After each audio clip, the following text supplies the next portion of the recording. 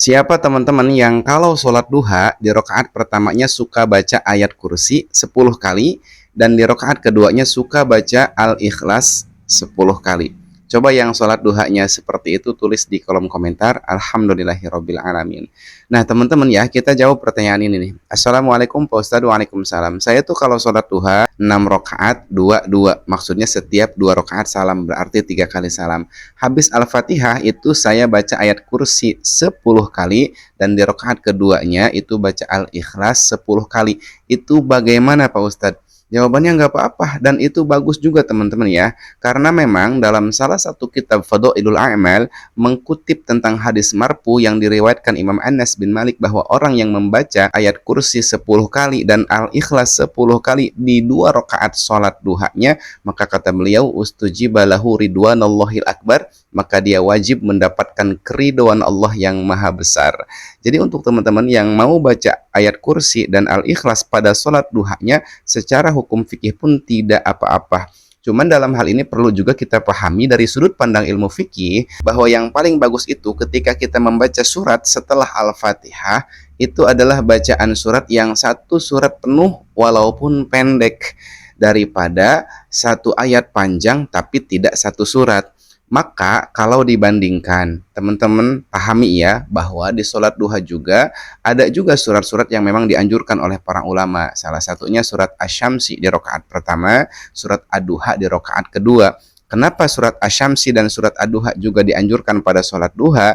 Karena di dua surat ini mengandung makna duha itu tersendiri dan mengandung makna cahaya pagi. Jadi sesuai dengan sholatnya sholat duha, maka suratnya pun yang dibaca surat yang menceritakan tentang waktu duha. Dalam hal ini surat Asy-Syamsi dan surat Ad-Duha. Asy-Syamsi ya sampai selesai, Ad-Duha juga sampai selesai. Jadi secara sudut pandang ilmu fikih, surat pendek yang dibaca full satu surat itu jauh lebih utama dibandingkan dengan kita membaca satu ayat panjang. Contohnya dalam hal ini ayat kursi diulang sampai 10 kali tapi tidak satu surat full. Kenapa? Karena ayat kursi itu adalah salah satu saja daripada ayat surat Al-Baqarah yang sangat banyak sekali ayatnya. Tapi ayat kursi dan surat Al-Ikhlas itu secara kandungan maknanya itu jauh lebih utama.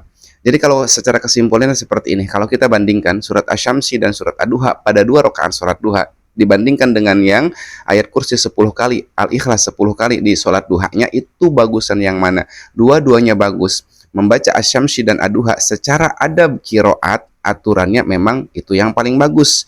Namun membaca ayat kursi dan Al-Ikhlas pada sholat duha juga secara kandungan maknanya itu sangat luar biasa. Jadi teman-teman mau baca ayat kursi, Al-Ikhlas, mau baca Ad-Duha, Asy-Syamsi, mau baca Al-Kafirun, mau baca Al-Ikhlas, itu boleh-boleh saja karena pada dasarnya, pada intinya membaca surat setelah Al-Fatihah itu hukumnya sunnah hayat. Jadi walaupun sebetulnya tidak dibaca sama sekali, teman-teman sholat duhanya tetap sah. Hanya saja tidak mendapatkan keutamaan sunnah. Dan yang paling penting dalam hal urusan sholat duha ini adalah istiqomah menjalankannya.